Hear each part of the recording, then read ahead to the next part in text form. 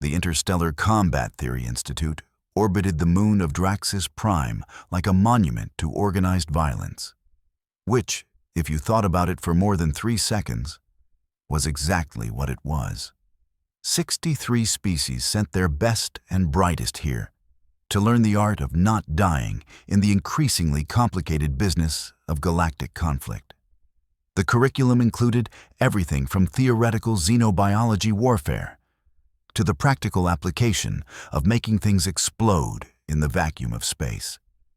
It was, by all accounts, the most prestigious military academy in 7 sectors, which meant the egos floating around inside were dense enough to have their own gravitational fields. Humans had been attending for exactly 4 standard cycles now, ever since Earth's admission to the Galactic Concordance. 4 cycles wasn't long enough to build a reputation, apparently, but it was plenty of time to become the punchline of every joke in the combat simulation labs. The prevailing wisdom among the student body was that humans were adorable in their enthusiasm, but hopelessly outmatched in every measurable category. Too fragile, too slow, too emotional, too weirdly attached to concepts like fair fighting and proportional response. The kind of species that wrote poetry about sunsets and then wondered why nobody took them seriously when they showed up to negotiate territorial disputes. The truth, as with most truths in the galaxy, was significantly more complicated and far more amusing than anyone realized. Professor Zalmar's Advanced Tactical Response classroom was a cathedral to controlled chaos. The main chamber stretched 40 meters in diameter, ringed by observation platforms where students could watch simulations unfold in real-time holographic glory. The center contained the neural link pods, sleek obsidian coffins that plugged directly into a participant's consciousness and threw them into combat scenarios so realistic that 3 students per cycle needed psychological counseling afterward. The walls displayed scrolling data feeds in 17 languages, tracking everything from heart rates to tactical decision matrices, because apparently even war needed a decent user interface. Vexitharan dominated the space like he dominated everything else in his life. Through sheer physical presence and the absolute conviction that the universe had specifically arranged itself for his benefit. He was Crithian, which meant he stood nearly 3 meters tall when he bothered to fully extend his segmented spine, which he did often because subtlety was for species that needed it. His exoskeleton carried the distinctive crimson and black patterns that marked him as warrior caste, 3rd generation, from a bloodline that had conquered 47 systems before the Concordance made that sort of thing illegal and significantly less profitable. 4 arms, each capable of crushing titanium, gestured constantly as he spoke, which he also did often because the sound of his own voice appeared to be his favorite music. The Terran conflicts of the 21st century. Vexitharan announced to the classroom with the confidence of someone who'd never been contradicted. Demonstrate precisely why humanity remains a tertiary power at best. Examine the tactics. Ground-based warfare with projectile weapons, air superiority through primitive combustion-based aircraft, and an absolutely baffling reliance on something called rules of engagement. He chittered, which was the Crithian equivalent of laughter and sounded like glass breaking in a cement mixer. They literally wrote down lists of things they wouldn't do to enemies, actively trying to kill them. It's anthropologically fascinating and strategically pathetic. Several students chittered or hummed or bioluminesced their agreement, depending on their species' particular method of expressing sycophantic approval. The Crithians had held the top combat simulation scores for 6 consecutive cycles, and Vexitharan personally had never lost a tactical debate, a simulation match, or an opportunity to remind everyone of those facts. In the back row of the observation platform, Leah Chen continued taking notes with the kind of focus that could bore through hull plating. She'd been sitting in approximately the same position for 3 cycles now, watching, listening, and absorbing information like a biological database with excellent posture. She was human, which meant she was small by galactic standards, barely 165 centimeters, which was adorable to species that measured their height in meters. Dark hair pulled back in a practical style that suggested she had more important things to think about than appearance. Her uniform was regulation perfect, which none of the other students managed because they were too busy being individually special. She rarely spoke in class, and when she did, it was usually to ask clarifying questions delivered in a tone so polite it was almost medical. The other students had categorized her mentally as that quiet human girl, and then promptly forgotten she existed, which was exactly how Leah preferred it. Anonymity was useful. You learned more when people forgot to perform for you. The simulation archives show that Terran military doctrine emphasizes defense over offense. Vexatherin continued, warming to his subject the way some species warm to mating season. They actually take pride in this. Defense. As if the purpose of military force is to not use it effectively. He turned, all 4 arms spread wide in a gesture of theatrical disbelief. Professor Zalmar, I submit that humanity's admission to this institution is an act of charity, not merit. Professor Zalmar was Kiksar, which meant she was roughly spherical, hovered via methods science hadn't fully explained, and communicated through a translation device because her natural language existed at frequencies that caused most species to develop immediate migraines. She'd been teaching tactical theory for 30 cycles and had stopped being impressed by student arrogance approximately 29 cycles ago.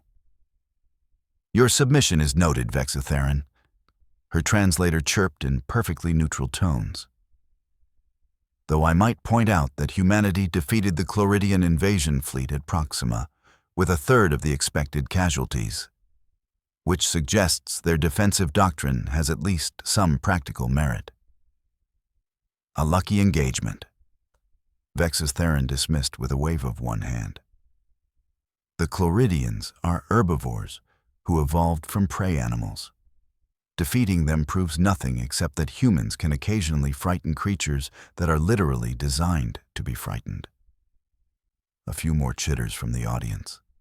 Leah's pen continued moving across her tablet, documenting everything with the mechanical precision of someone who'd learned that information was ammunition, and it paid to maintain a well-stocked arsenal. Perhaps, Professor Zalmar's translator hummed with what might have been amusement. You'd like to test your hypothesis directly? The classroom's ambient noise dropped by approximately 30 decibels, which was the educational equivalent of a bomb dropping. Everyone recognized that particular tone. It meant Professor Zalmar was about to make someone's day significantly more difficult in the name of learning. Vexatherin's mandibles clicked together in what could have been excitement or aggression, or possibly both since Crithians didn't really distinguish between the two. A simulation challenge? Against which opponent? Professor Zalmar rotated slightly, which was her version of looking around the room, though how she actually perceived her surroundings remained one of those mysteries that students wisely chose not to investigate too closely. You've made specific claims about human tactical inadequacy. It seems appropriate that you defend those claims against a human opponent. She paused, managing to inject dramatic timing into a translated mechanical voice. Leah Chen, please approach the simulation pods. Every head, sensor cluster, and optical organ in the classroom swiveled toward the back row. Leah looked up from her notes with an expression of mild surprise, as if someone had just asked her opinion on the weather rather than volunteered her for ritual combat humiliation in front of 40 witnesses. Me, Professor? Her voice carried that same polite neutrality that made it impossible to determine if she was pleased, terrified, or simply confirming she'd heard correctly. You've attended every session this cycle without participating in a simulation. Your theoretical scores are excellent. I believe it's time to translate theory into practice. Professor Zalmar managed to make it sound like an invitation to tea rather than gladiatorial combat. Unless you'd prefer to decline? Vexitharan chittered again, louder this time. Please, by all means, decline if you're frightened. There's no shame in recognizing when you're outmatched. Well, minimal shame. The other students reacted with a sort of anticipatory energy that suggested they recognized entertainment when they saw it being prepared. This was going to be spectacular, and by spectacular, they meant they were about to watch a human get comprehensively dismantled by one of the Academy's top tactical fighters. It would be educational in the way that watching ground vehicles collide was educational. You learned what not to do primarily by observing the consequences of failure. Leah closed her tablet with a soft click that somehow carried across the entire chamber. She stood, smoothing her uniform with careful deliberation, and began walking down the stepped platforms toward the simulation pods with the measured pace of someone who had exactly zero interest in hurrying for anyone's benefit. "I accept," she said simply, and several students later swore they heard something in her tone that should have served as a warning, though nobody could quite articulate what. Vexitharan's forearms gestured in triumph. "Excellent. We'll use Combat Scenario 17, Urban Warfare, Mixed Terrain, Standard Weapon Loadouts. We'll see how human defensive doctrine performs when offense is required." "Actually," Leah said, still walking with that same unhurried pace, "I'd like to propose Combat Scenario 23. Multi-level environment, limited resources, adaptive objectives." The classroom's noise level rose again as students processed this development. Scenario 23 was notoriously unpredictable, changing parameters mid-simulation based on participant actions. It was the sort of scenario that separated tactical thinkers from tactical memorizers, and most students avoided it because it made you look stupid in complicated ways. Trying to level the playing field? Vexitharan's mandibles clicked with amusement.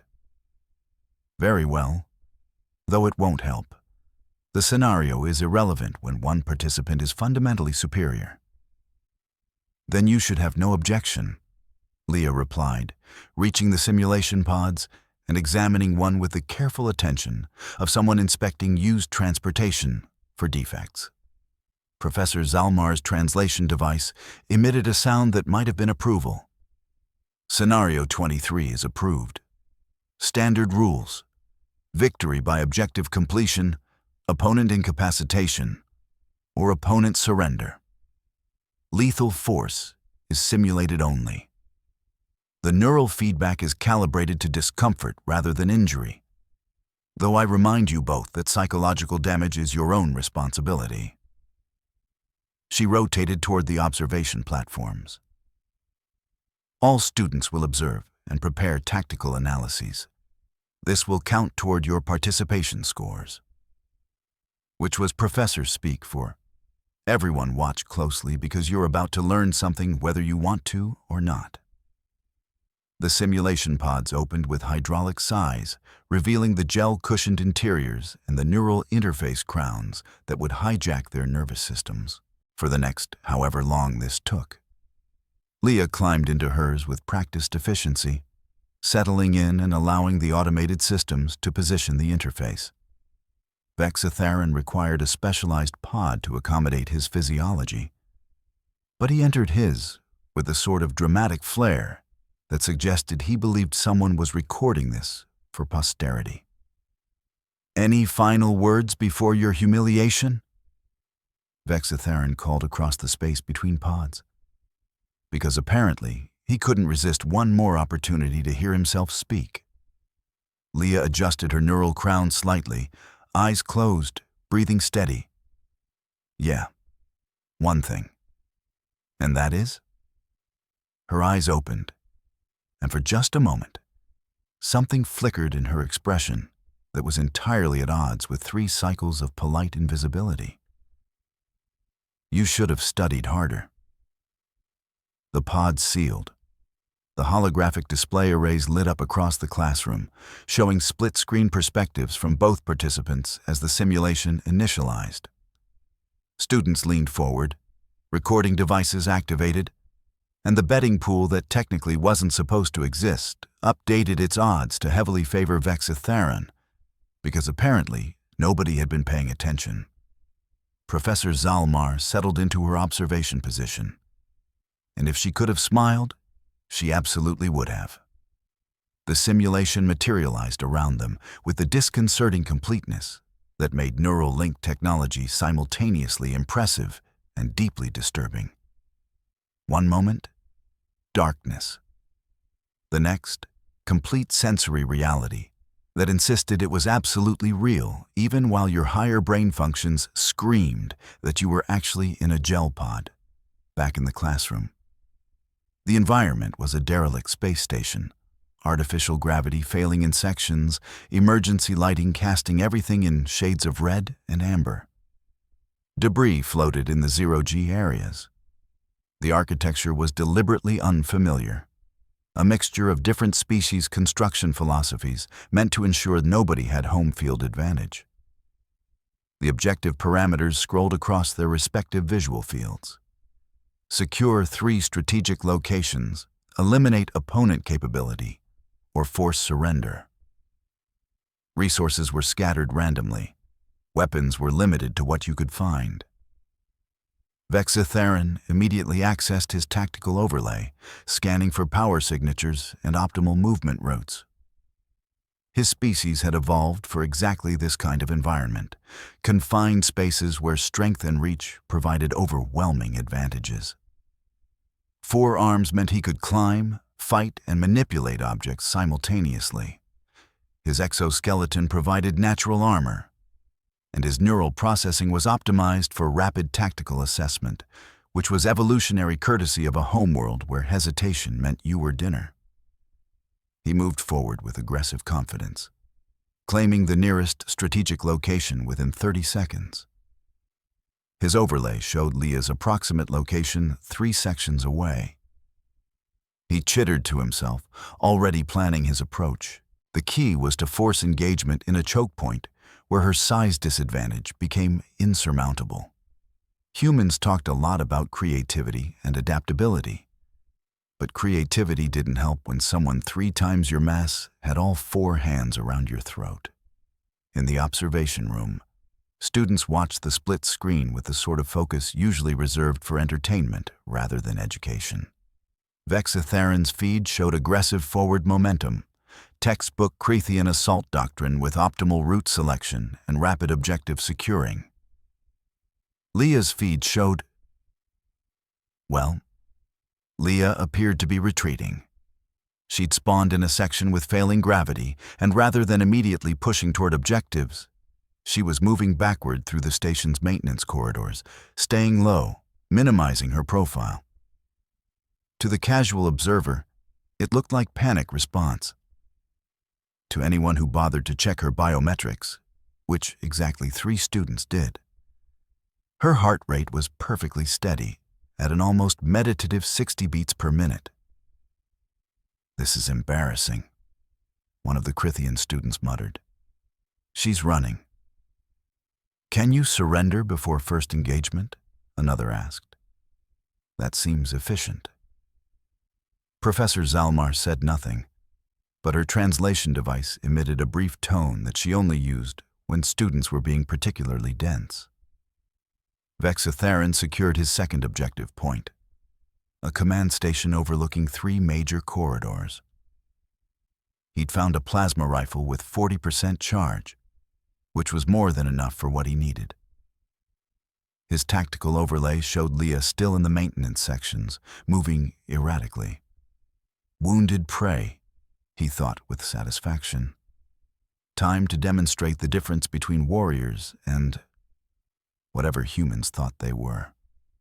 He advanced toward her last known position, moving through a zero-G junction with the practiced ease of someone who'd trained in variable gravity since childhood. His forearms gripped surfaces, pulled him forward, rotated him through openings with brutal efficiency. This was what Crethians did. This was what they'd done across 47 systems before someone made them stop. Leah's voice crackled through the station's emergency comm system, which shouldn't have been accessible because it was supposed to be non-functional set dressing. "Vexus Theron, you there?" He paused, mandibles clicking in confusion. "How are you accessing station comms?" I asked nicely. Her tone remained that same polite neutral that was starting to feel less polite and more like something else entirely. "Quick question. In all your studying of human military history, did you happen to review our naval tactics? Specifically submarine warfare?" "Submarine." He pulled himself through another junction, scanning for her heat signature. "Primitive waterborne vessels are irrelevant to orbital station combat." "Probably," she agreed. "But the tactics are universal. Thing about fighting in a submarine is that you can't win through direct confrontation. The other guy always has torpedoes too. So you know what wins submarine battles?" Vexus Theron entered a large chamber. Looked like it had been a cargo bay once. His tactical sense screamed warning half a second before the explosive decompression hit him. A section of the outer hull, pre-weakened, detonated outward. Emergency bulkheads should have sealed immediately. Should have. Instead, atmosphere vented violently, dragging everything not secured toward the sudden opening to vacuum. Vexus Theron's forearms scrambled for purchase, catching a support beam, arresting his momentum through sheer strength. His exoskeleton automatically sealed against vacuum exposure. Training kicked in. He oriented, assessed, prepared to... The explosive charges on the support beam detonated.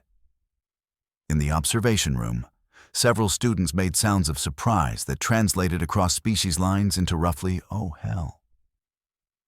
Vexus Theron tumbled into vacuum, spinning, disoriented, trying to activate his suit's maneuvering thrusters, except the electromagnetic pulse that detonated immediately after the explosives had fried every electronic system within 20 meters.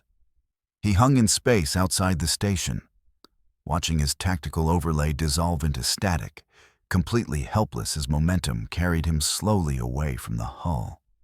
Leah's voice came through his suit's backup audio system, which still worked because it was mechanical rather than electronic. "Patience. That's what wins submarine battles. You be more patient than the other guy."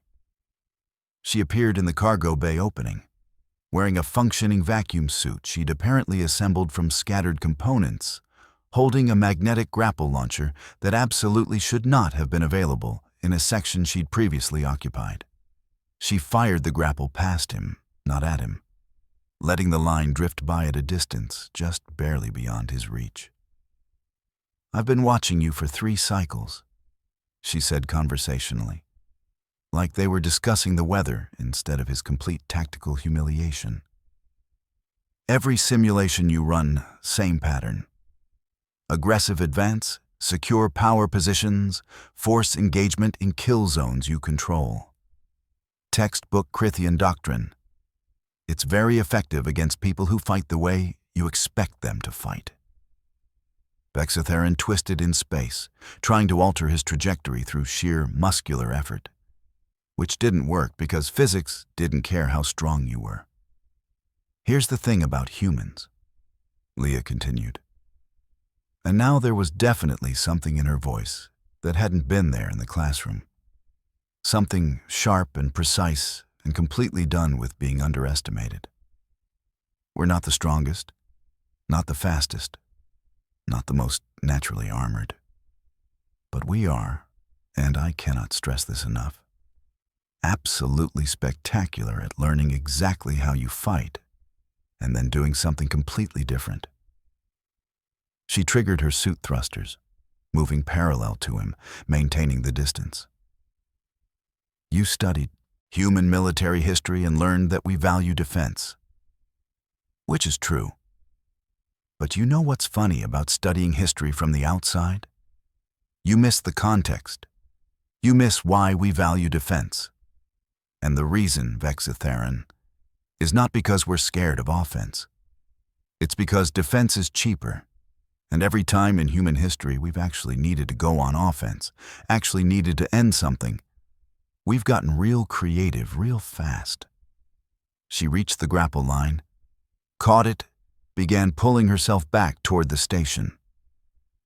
Also, submarines don't fight fair, just so you know. Vexatheron floated helplessly, watching her disappear into the station.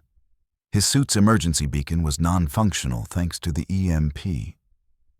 His trajectory would take him past the station's gravitational influence in approximately 4 minutes. The simulation would probably reset him once he passed a certain threshold. But by then,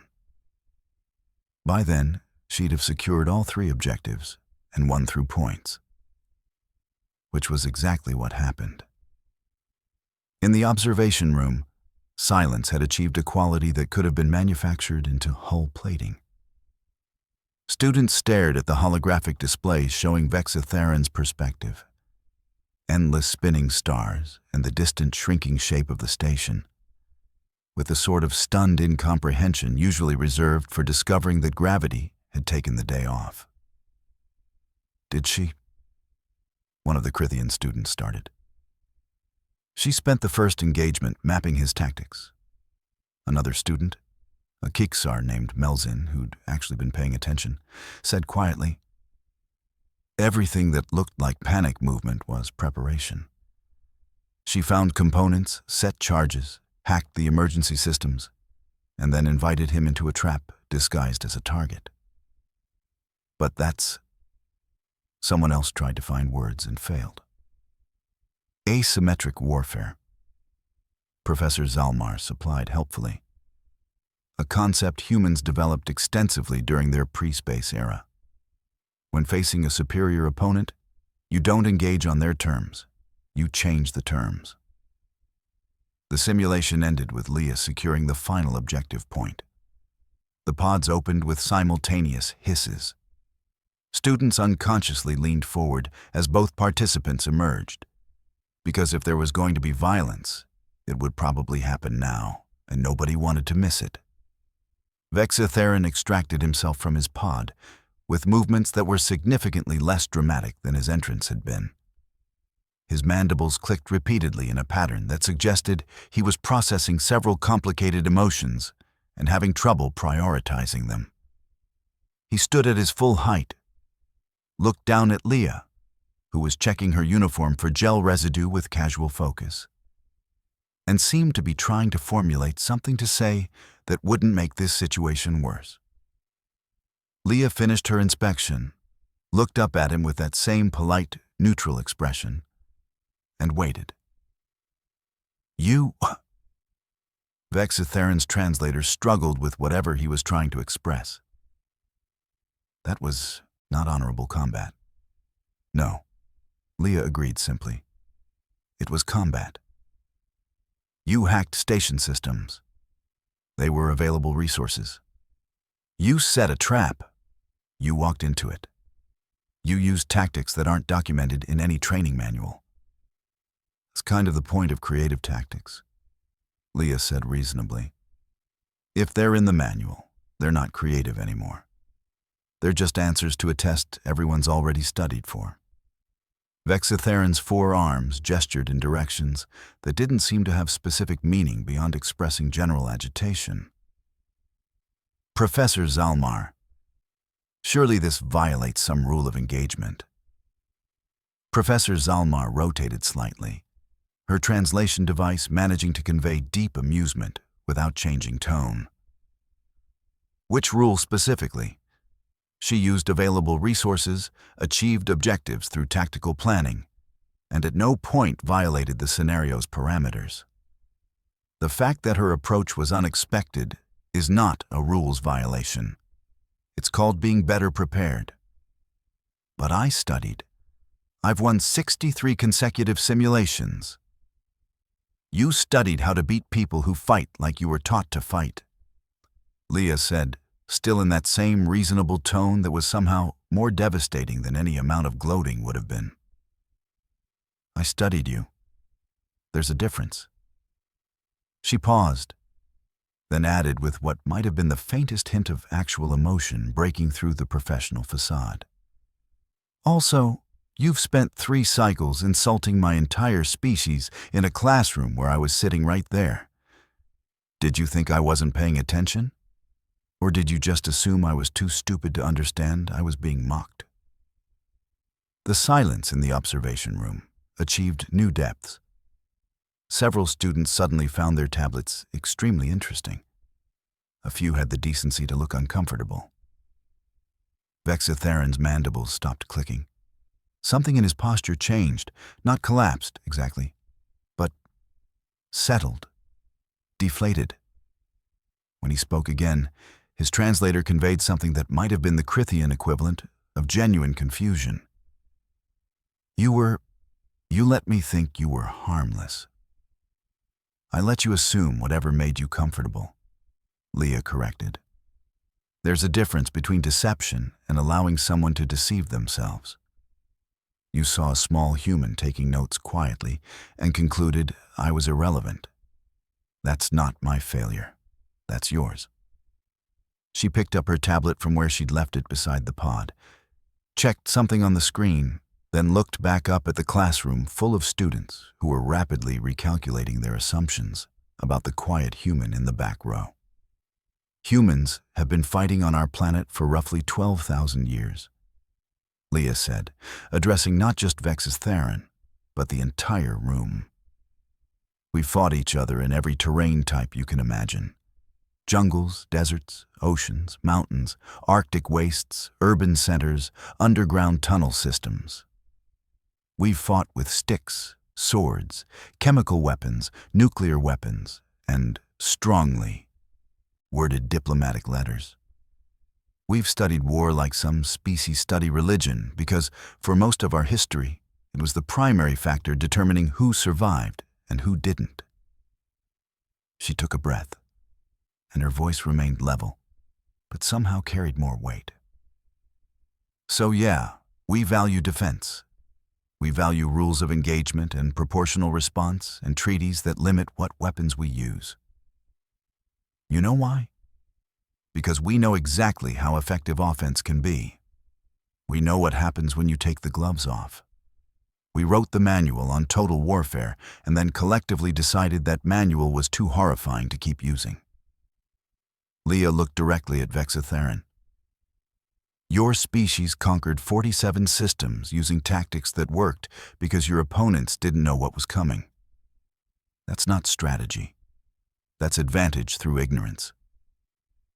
Humans have been fighting other humans who know all our tricks, all our doctrines, all our weaknesses for 12 millennia.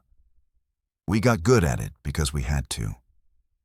And then we joined the Concordance and decided to be polite about our capabilities because we were trying to make a good impression. She paused, and now there was definitely something sharp in her expression. But polite isn't the same as harmless, and underestimating someone because they're being polite, that's just bad tactical assessment. Professor Zalmar's translation device emitted what was absolutely approval this time. An excellent demonstration of practical tactical theory. Both participants displayed competence. Vexatheron's approach was technically sound and would have succeeded against most opponents. Leah's approach demonstrated adaptive thinking and superior pre-engagement intelligence gathering. This is why we study multiple doctrines rather than assuming any single approach is universally superior. She rotated to address the class. Homework assignment, tactical analysis of this engagement. Minimum 3,000 words. Due next session. You're all dismissed except... She rotated toward Vexatheron and Leah. You two. The classroom emptied with the sort of speed that suggested students were eager to begin gossiping immediately, probably establishing which of them had been most vocal about human inadequacy and whether they should preemptively apologize before it became socially necessary. Once the observation room cleared, Professor Zalmar approached the simulation pods. "Vexitharan, I trust this experience has been educational." His mandibles clicked slowly, processing. Yes, Professor. I made assumptions that were not supported by adequate intelligence. An appropriately diplomatic phrasing for "I was arrogant and got comprehensively demolished," Professor Zalmar said, because apparently even ancient alien professors enjoyed a good roast occasionally. "I suggest you spend additional time studying human military history with greater depth. Focus particularly on their guerrilla warfare traditions, asymmetric tactical development, and the concept they call special operations. You'll find it illuminating." Vexitharan nodded stiffly, then turned to Leah. For a long moment they regarded each other, the towering Crithian warrior and the small human who just dismantled his ego with the precision of a surgical strike. "You were right," he said finally. "I should have studied harder, and I should not have assumed my physical advantages translated to tactical superiority." He paused, mandibles clicking in a pattern that might have been embarrassment. "I apologize for my disrespect." Leah regarded him for a moment, then nodded once. "Accepted. For what it's worth, your fundamentals are solid. You just got comfortable winning the same way every time. That's fixable." "Perhaps," he said slowly. "You might share some of your analysis. I would benefit from understanding how you identified my patterns." Something that might have been respect flickered across Leah's expression. "Sure. I've got 3 cycles of notes. Fair warning, it's going to hurt your ego." "I believe my ego has already received sufficient damage for one day," Vexitharan said, and there might have been the beginning of humor in his tone.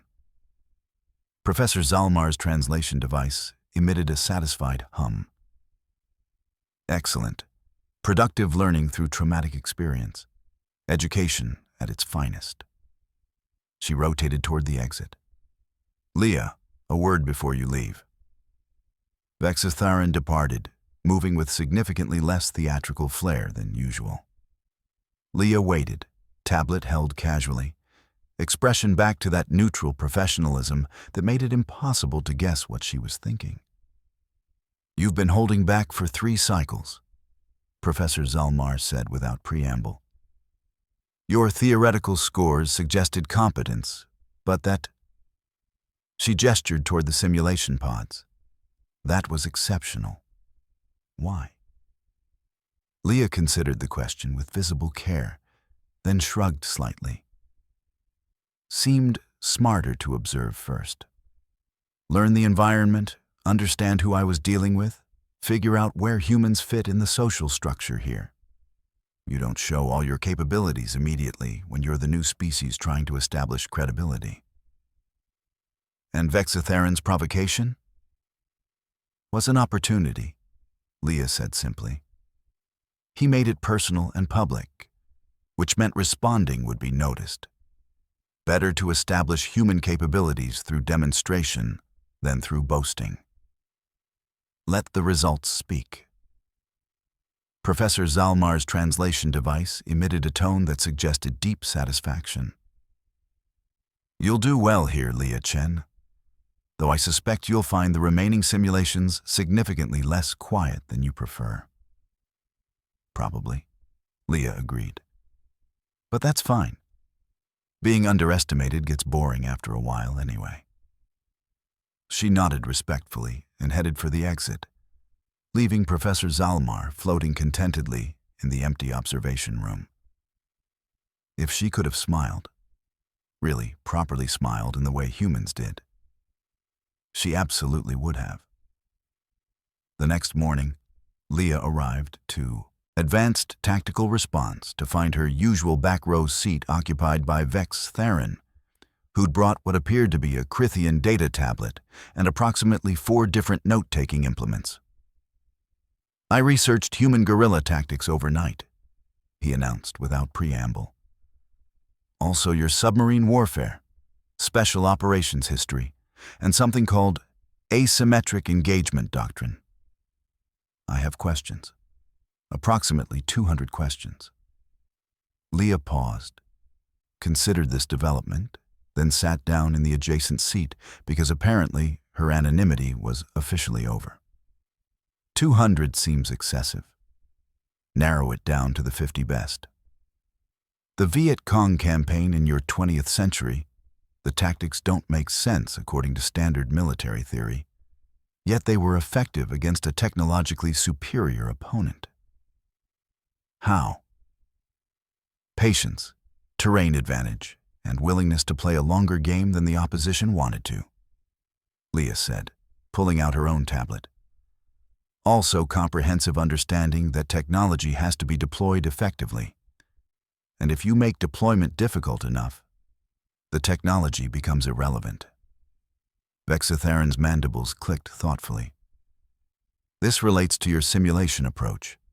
You negated my physical advantages by forcing engagement in an environment where they couldn't be applied. Exactly. Never fight on the enemy's preferred ground if you can help it. But how do you train for environments you can't predict? That's question 2, Leah said. You've got 48 more. Let's be efficient about this.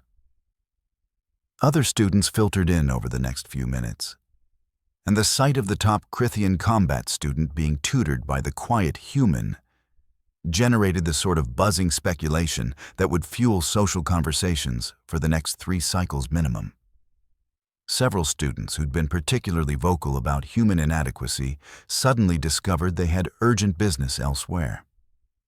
Professor Zalmar arrived precisely on time, surveyed the classroom with whatever sensory organs she actually used, and if her translation device could have conveyed smug satisfaction, it absolutely would have. Today's topic, she announced, is adaptive tactical thinking in unpredictable environments. We'll be examining case studies from various species' military histories, with particular focus on how inferior forces have successfully engaged superior opponents. She rotated slightly, and everyone in the classroom knew she was looking at Vexatheron and Leah.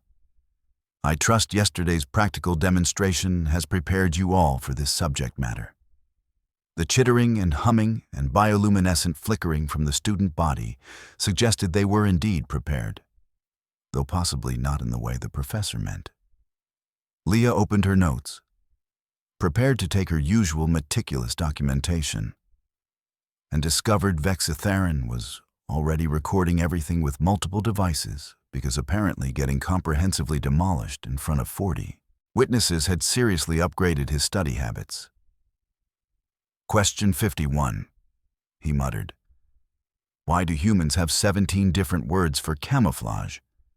And what are the tactical distinctions between them? That's actually a good question, Leah admitted. Short answer, context matters. Long answer, you're going to need another tablet. In the front of the classroom, Professor Zalmar began her lecture on asymmetric warfare principles, occasionally gesturing toward historical examples from Earth with what might have been pointed emphasis. And if she noticed the complete reversal in classroom dynamics from yesterday, she gave no indication beyond a faint hum from her translation device that suggested deep, profound satisfaction with how education occasionally corrected itself through practical demonstration. The Interstellar Combat Theory Institute continued orbiting Drax's prime, still a monument to organized violence, still training the best and brightest from 63 species. But now, just possibly, with a slightly more accurate understanding of what best and brightest actually meant when it came to the small, polite species from Earth who wrote poetry about sunsets and then systematically dismantled your tactical assumptions when you stopped paying attention. Turned out the humans weren't just adorable in their enthusiasm. They were professionally, competently, creatively dangerous when circumstances required it. And if you'd bothered to study their actual military history instead of skimming the entertaining parts, you'd have learned that lesson without needing to be personally demonstrated in front of an audience.